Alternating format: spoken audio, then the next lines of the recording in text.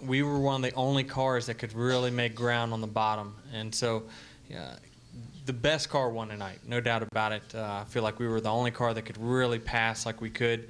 But at any given point, it was tough to get around no matter who was in front of you, simply because of the high line was just typically the place it wanted to be. A lot of reason for that is when they ground the surface, what that did was make it a little bit more abrasive. Well, the abrasiveness was filled in by rubber, and then it made it have more grip than the actual surface itself. So even though the banking was cut out, the grip level up there was superseded the amount of banking that was taken out. Let's go to Joe Menzer. Joe Menzer, NASCAR.com. Really, this is for all you guys, but at any point are you thinking about chase implications here? Because now, I mean, during the race, because now you got the 3 wins. You're one of 4 drivers with 3 wins. How big is that? And was that going through your minds at any point during the race? Well, for me, it was going to be a tough, if we were really going to have to battle someone at the end, if the 5 hadn't had problems, I may have been a little bit more cautious, because I want those 6, before we won, I wanted those 6 points to count.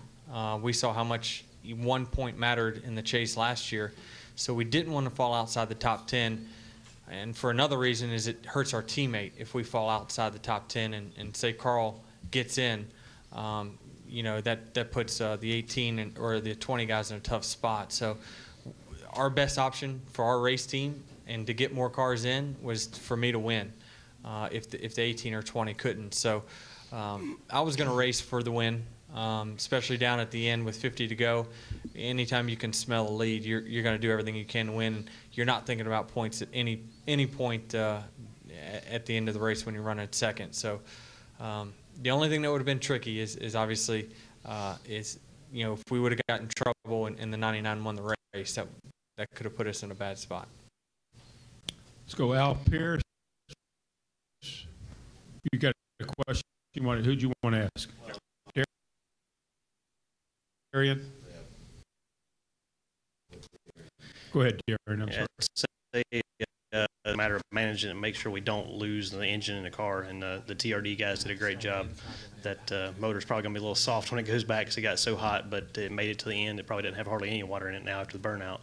But that you start thinking about those situations at that point of what you can lose. But then Denny did a great job managing it after that, and never really got that hot again. So we were very glad to be able to finish the race.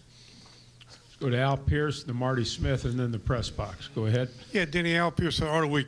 Do you understand how you're not yet officially in the chase? You got 3 wins and you're top 10, but mathematically you're not quite there yet. Is that kind of strange a little bit? Yeah, there's 2 races left. I think the reason I'm not, I think, is because of the 14. If he were to fall out, he would take a spot. And then if the 5 won a race, that would be 3 wins. And if he's still out, so somehow, some way, we could not make it, but I don't think that's going to be the case. Yeah. Yeah, mathematics. They've figured out all kinds of, NASCAR knows what is a clinching spot and what's not. But, like I say, you finish dead last the next 2 races, and those guys somehow get shuffled, then you could have something go wrong. But we feel pretty good about where we're at. Let's go to Marty Smith, and then we'll go to the press box. Marty Smith, ESPN. Denny, I actually have a couple. The first one is, from your perspective, is the old Bristol back, like the old, gladiator magic? It's tough to say, honestly. It's just a different kind of racing. There's nothing he's going to do that's going to make us run the bottom if it's not the fastest way around the track. But it was the same thing. We were all running in a line and just waiting on the next guy to screw up, to get around. So that's what you had to do with the old Bristol. So that's exactly how we had to race today. You couldn't just, the slide job was an option to pass, which, that's won us the race. But I think it is. I mean, I don't think that we saw as much side-by-side racing, but you didn't see side-by-side racing with the old Bristol. You just saw a bunch of cars in line waiting on someone to get knocked out of the way or mess up, and that's the same thing we had today. So you would say yes? I'd say yes. The other thing is, I might be dreaming, but did you guys have an issue early on in the race where you were concerned about your car making it to the end? This is the most Wasn't there adversity something? we've ever gone through. We had no water in the car. We were 300 degrees early on in the race. All the gauges pegged, shooting water out like it's a super speedway race. Evidently we had an electrical fan, our radiator fan go bad. So we spewed most of our water out. We hit the wall pretty good. We hit Landon Castle on pit road. But I told Darian the more stuff that we hit, the faster it went. So as soon as you think that it's over, it's like, damn, we hit something. Oh, man, this thing's awesome. This is great.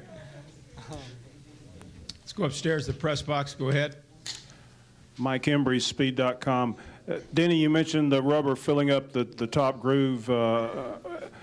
Kind of at what point did that happen? When did you realize that it was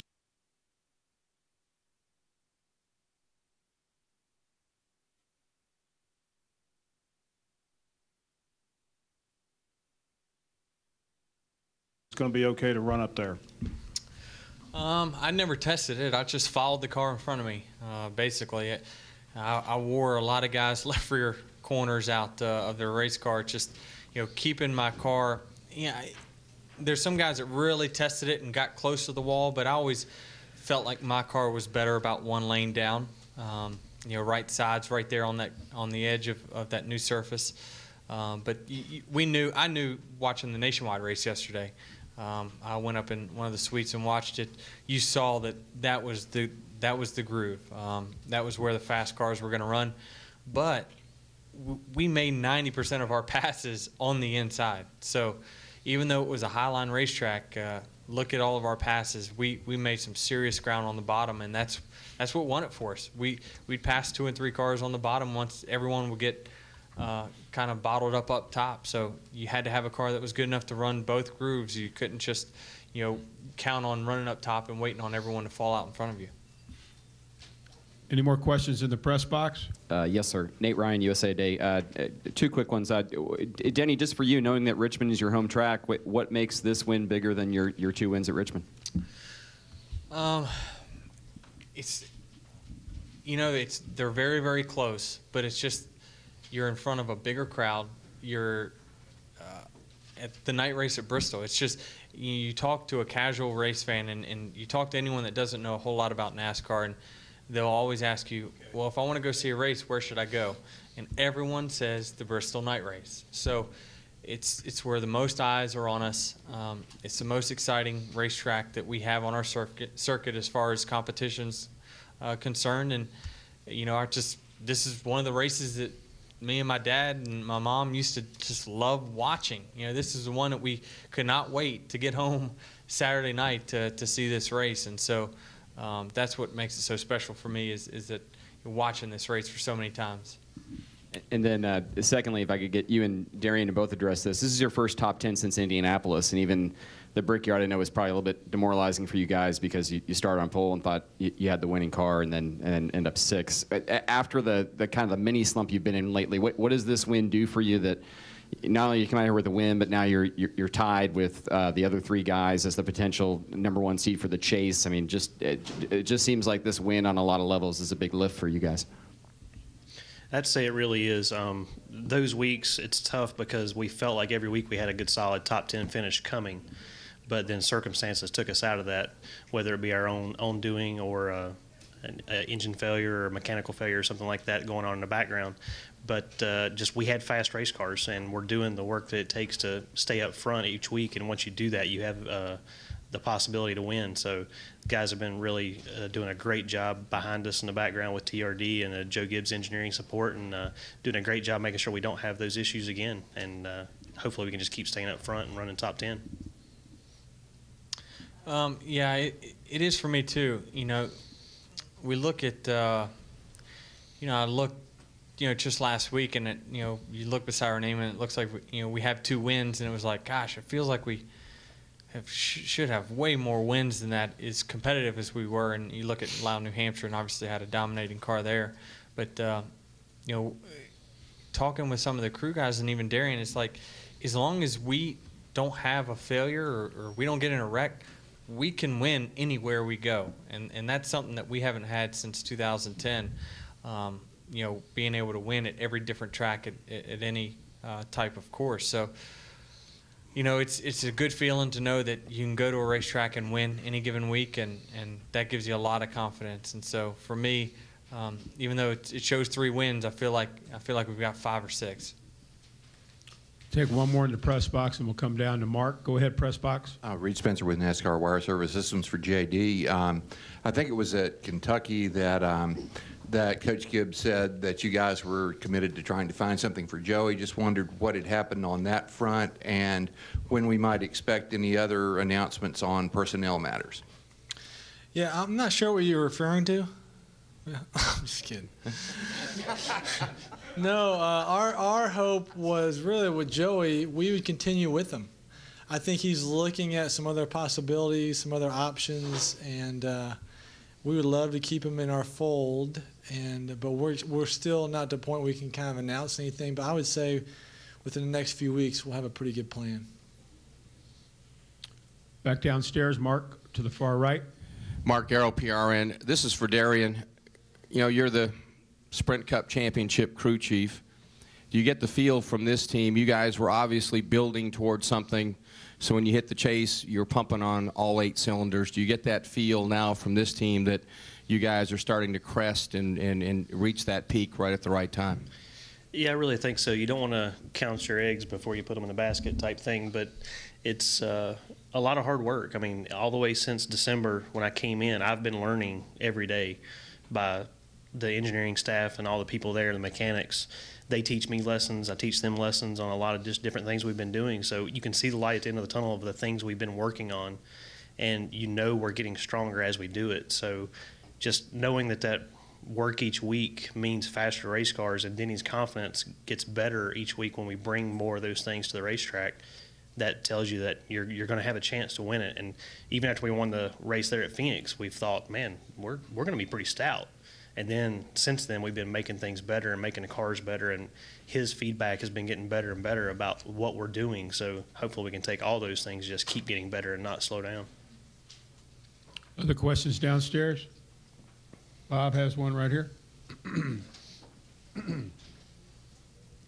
Bob Parker, Sporting News for Denny, and if Darian wants to chime in, that's great.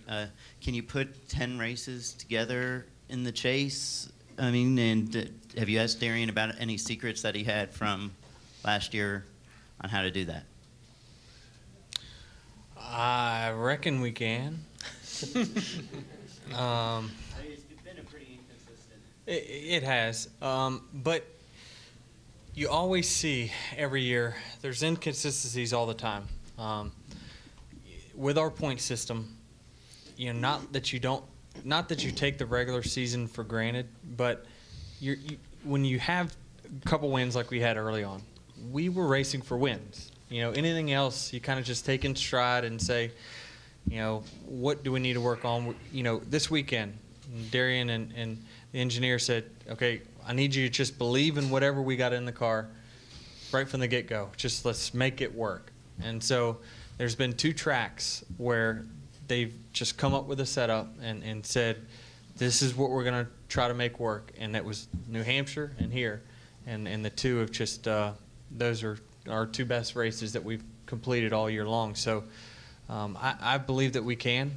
You see the chase guys will drive differently when those last 10 races come up. I think I did a good job in 2010 of working the chase in the sense of knowing where I needed to finish at each track to have a shot to win in Homestead. But it's the X factors. It's if you have failures or you have wrecks, it's going to throw a kink in everything. So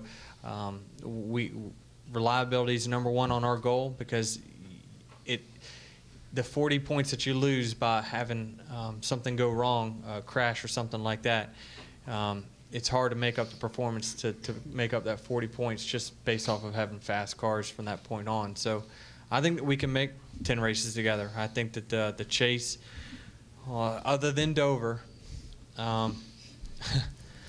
I'm so bad there. I hate that track. Bruton should work on that one. Other than Dover, I feel that I can win at any racetrack that we go to.